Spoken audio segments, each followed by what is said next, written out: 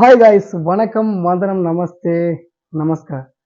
So இன்னைக்கு நம்ம என்ன பார்க்க போகிறோம் அப்படின்னு வந்து பார்த்தீங்கன்னா, ராயன் மூவி வந்து ஒரு ஹானஸ்டான ஒரு ரிவ்யூ பார்க்க போகிறோம். படம் இப்போ தான் பார்த்துட்டு வந்தேன். சரி, கண்டிப்பாக ரிவ்யூ கொடுத்துடலாமே, மக்கள்லாம் ஆர்வமாக இருப்பீங்களே அப்படின்னு சொல்லிட்டு வந்தாச்சு. படம் வந்து பார்த்தீங்கன்னா உண்மையிலே வந்து ஒரு நல்ல ஒரு மூவி தான். பட் என்னன்னா இதில் வந்து நம்ம ஒரு கருத்து கந்தசாமி மாதிரிலாம் ஒரு கருத்தோ இல்லை ஒரு மெசேஜோ அந்த மாதிரிலாம் நம்ம எதிர்பார்க்க முடியாது. லைக் இப்போ வட சென்னை படம் பார்த்துருப்பீங்க. ஸோ அந்த ஒரு ஒரு ஃபைட்டு, ஒரு ரிவெஞ்சு, ஒரு பழி வாங்குற எண்ணத்தோ அந்த மாதிரியான ஸ்கெட்ச் போடுறது. ஸோ இந்த மாதிரியான ஒரு சீக்வன்ஸ் இருக்கக்கூடிய ஒரு படம் தான். இந்த படத்தில் வந்து பார்த்திங்கன்னா தனுஷ் சார் தான் வந்து எழுத்து மற்றும் இயக்கம். ஸோ ரிட்டன் அண்ட் டைரக்ஷன் அவர் தான். அப்புறம் சந்தீப்பு, காளிதாஸ், அப்பர்ணா, அப்புறம் துஷ்ரா, அனிகா. ஸோ இவங்க எல்லாமே ஆக்ட் பண்ணியிருக்காங்க, நல்லாவே பண்ணியிருக்காங்க. என்ன சொல்கிறதுனா, மூவி வந்து பார்த்தீங்கன்னா ஸ்டார்டிங்கில் வந்து ஒரு பெற்றோர்களால் கைவிடப்பட்ட பிள்ளைகள், அதான் கான்செப்ட். இருங்கம்மா போயிட்டு வந்துடுறேன்னு சொல்லிட்டு போகிறாங்க. அப்புறம் அப்பா அம்மா இறந்துட்டாங்களா இல்லை விட்டுட்டு போயிட்டாங்களா அது என்னன்னு காட்டலை. அதுக்கப்புறம் அவங்க தங்களுடைய ஒரு பிழைக்கிறதுக்காக ஒரு ஊருக்கு வராங்க. ஸோ அங்கே வந்து பார்த்தீங்கன்னா அங்கே இருக்கக்கூடிய வீடுகள்லாம் வந்து அது ஒரிஜினலாகவே அது வீடு கிடையாது ஆக்சுவலாக. அது எல்லாமே வந்து செட்டு தான். ஸோ அந்த ஷெட்டுக்காகவே வந்து இவங்க கிட்டத்தட்ட வந்து 30 crore மேலே எக்ஸ்பென்சிவ் வந்து அதுக்காக மெனக்கெட்டுருக்காங்க. ஆஸ் எ டேரக்டராக வந்து நம்ம இவ்வளோ செலவு பண்ணியிருக்கோம், இதை திருப்பி திருப்பி காட்டணுன்ற அந்த ஒரு மோட்டோலாம் கிடையாது. படத்தில் எந்த இடத்துல தேவையோ அங்கே காமிச்சிருக்காங்க, எங்கே தேவையில்லையோ அங்கே காட்டலை. ஸோ அங்கே ஒரு இடத்துக்கு போகிறாங்க. அங்கே வந்து செல்வராகவன் சார், அதாவது வந்து தனுஷை வந்து அவர் தான் கேரி பண்ணி ஒரு வேலை கொடுத்து அவங்களாம் ஒரு பார்த்துக்கக்கூடிய ஒரு நபராக இருக்கார். ஸோ அவங்க நாளடைவில் வளர்ச்சி அடைஞ்சு அவங்க வளர்ந்து வர்றாங்க. ஒரு ஃபாஸ்ட் ஃபுட்டு ஒரு கடை வச்சு நடத்திட்டு வர்றாரு தனுஷ் சார். இதுதான் ஸ்டோரி, இப்படி தான் போயிட்டுருக்கு. நடுவில் ஒரு சின்ன தகராறு வருது. அந்த தகராறில் வந்து பார்த்திங்கன்னா 2 பேர் இருக்காங்க. ஸோ இந்த 2 பெரிய தலைக்கட்டுங்களுக்கு தான் அடிக்கடி சண்டை வர்றது. அதில் ஒருத்தர் வந்து என்னென்னா, தனுஷை போய் அப்ரோச் பண்ணி எனக்கு வந்து கடை எழுதி கொடு, உன் கடை எனக்கு வேணும் அப்படின்ட்டு தனுஷ் அப்ரோச் பண்ணல, தனுஷுடைய பிரதர்கிட்ட போய் அப்ரோச் பண்ணுறாங்க. தனுஷுடைய பிரதர் வந்து பார்த்திங்கன்னா 2 பேர் பிரதர், ஒரு சிஸ்டர். ஸோ இதுதான் கான்செப்ட்டு. மொத்தம் 4 பேர் தனுஷோட சேர்ந்து அந்த ஃபேமிலி கூட்டு குடும்பம். இதில் மூத்தவன், அதாவது தனுஷுடைய தம்பி, மூத்தவன் வந்து பார்த்திங்கன்னா அவன் எப்பயுமே வந்து ட்ரிங்க்ஸ் பண்ணுறது, ட்ரிங்க்ஸ் போட்டு எங்கேயாவது போய் வம்பிழுக்கிறது, சண்டை போடுறது, ரொம்ப லத்தாச்சிக்காக இருக்கிற மாதிரி ஒரு கேரக்டராக வந்து ஒரு பாவனையை வந்து அமைச்சிருக்காங்க. அதே மாதிரி ரொம்ப சின்ன தம்பி இளையன் வந்து பார்த்திங்கன்னா காலேஜ் போகிறது, படிக்கிறது, கொஞ்சம் நல்ல பையன் மாதிரி டீசெண்டாக டிசிப்ளின் இருக்கிற மாதிரி ஒரு சீக்வன்ஸை காமிச்சிருக்காங்க. ஸோ இப்படியே தான் போயிட்டுருக்கு. அப்போ அந்த பெரிய பையன் என்ன பண்ணுறான்னா, ட்ரிங்க்ஸ் பண்ணிவிட்டு ஒயின் ஷாப்பில் இருக்கிறான். அவன்கிட்ட வந்து இந்த ஃபாஸ்ட் ஃபுட்டு கடைக்கு வந்து அப்ரோச் பண்ணுறாங்க. அப்ரோச் பண்ணும்போது இவன் அடிக்கிறான். ஸோ இங்கேருந்து தான் அந்த பிரச்சனை ஸ்டார்ட் ஆகுது. லைக் இந்த படம் அப்படியே போக போக போக அசுரன் மூவியில் வந்து இதுக்கு தான்டா வேணான்னு சொன்னேன், சண்டையே வேணான்னு சொன்னேன், நான் வேணாம் விலைக்கு போனது காரணம் இதுன்ற மாதிரி சீக்வன்ஸ் இதில் வருது. ஸோ இவங்க ஒதுங்கி போகிறாங்க.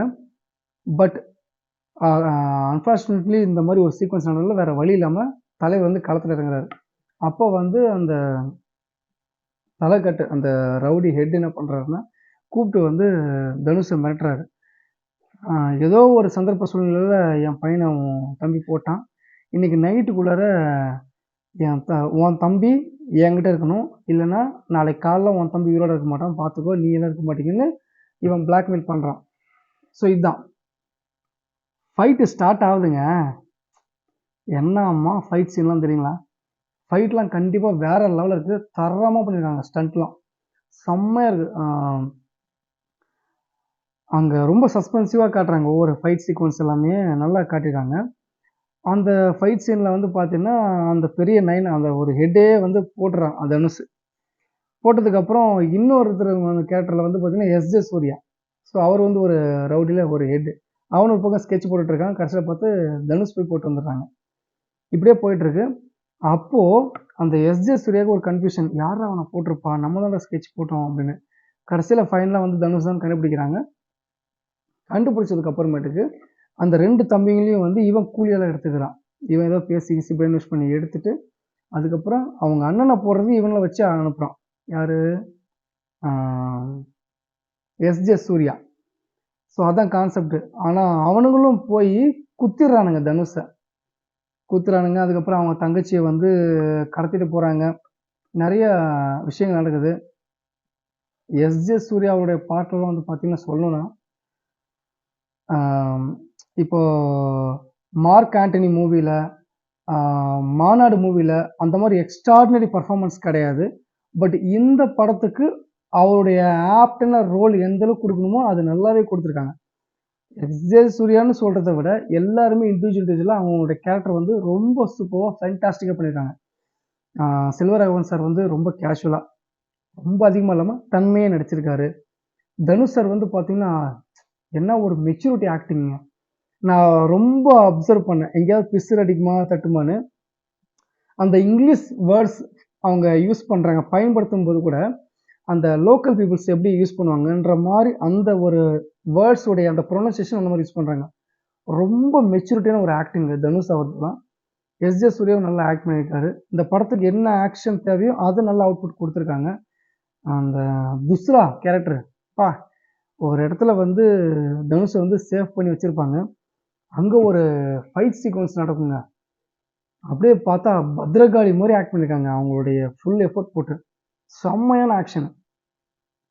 இந்த படத்துல ஃபைட் மூவிஸ்லாம் ரொம்ப ஹைலைட்டா இருக்கு. நல்லாவே பண்ணியிருக்காங்க. படம் வந்து ஃபுல்லாவே பார்த்தீங்கன்னா, கொஞ்சம் இந்த நான் சொன்ன மாரி இந்த வடசென்னை, அந்த மாரி, இந்த அசுரன் அந்த மாரி கொஞ்சம் கொண்டு போயிருக்காங்க. படத்துல ரொம்ப ஸ்டோரி, நீங்க ரொம்ப மெசேஜ் அப்படிலாம் எதிர்பார்க்க முடியாது. பட் படம் வந்து நல்லாருக்கு. கண்டிப்பா பார்க்கலாம். ஒர்த்து தான்.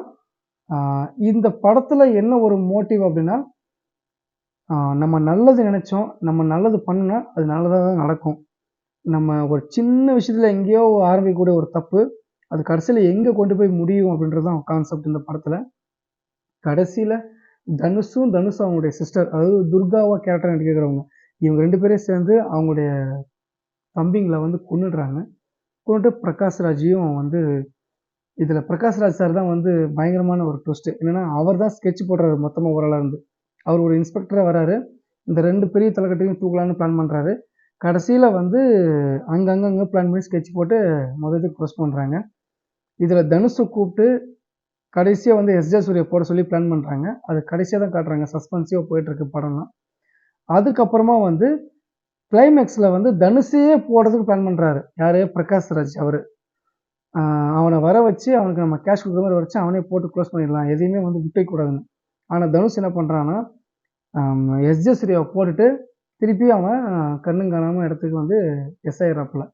ஸோ அவன் ரொம்ப ஸ்மார்ட்டா, ரொம்ப இன்டெலிஜென்ட்டா அவன் இருக்கான். எங்க போயிட போறான்? அப்படின்னு சொல்லிட்டு பிரகாஷ் ராஜ் வந்து கிளைமேக்ஸ்ல ஒரு ஷாட். படம் வந்து ஹானஸ்ட் ரிவ்யூ அப்படின்னா, வாட்சபிள் ஒரு மூவி தான். நல்ல படம். 50த் மூவி. நல்லா ஆக்ட் பண்ணியிருக்காங்க. இண்டிவிஜுவல் கேரக்டர் ஒவ்வொருத்தருமே நல்லா ப்ரொஃபஷனலா பண்ணியிருக்காங்க. அவங்களுடைய ரோல் எல்லாமே. படம் சூப்பரா இருக்கு. கண்டிப்பா தியேட்டர்ல போய் பாருங்க. ஸோ இந்த வீடியோ பார்த்துட்டு இருக்கவங்க, மூவி யார் யாரெல்லாம் பார்த்தீங்களோ, அவங்களுக்கு உங்களுக்கு என்னென்ன சீக்வென்ஸ்லாம் புடிச்சு, எந்தெந்த சீன்லாம் புடிக்கல, ஸோ எது எப்படி பண்ணியிருக்கலாம் அப்படின்னு சொல்லிட்டு உங்களுடைய சஜஷன் இருந்துச்சுன்னா, கண்டிப்பா கமெண்ட் பாக்ஸ்ல கமெண்ட் பண்ணுங்க. இந்த வீடியோ புடிச்சவங்க உங்களுடைய ஃப்ரெண்ட்ஸ்க்கெல்லாம் ஷேர் பண்ணுங்க. மறக்காம நம்மளுடைய வீடியோ பார்த்துருக்க நீங்க லைக் பண்ணுங்க. சப்ஸ்கிரைப் பண்ணாத இருந்தீங்கன்னா, இன்னும் சப்ஸ்கிரைப் பண்ணாதவங்க கண்டிப்பா சப்ஸ்கிரைப் பண்ணுங்க. Thank you so much for வாட்சிங். Thank you.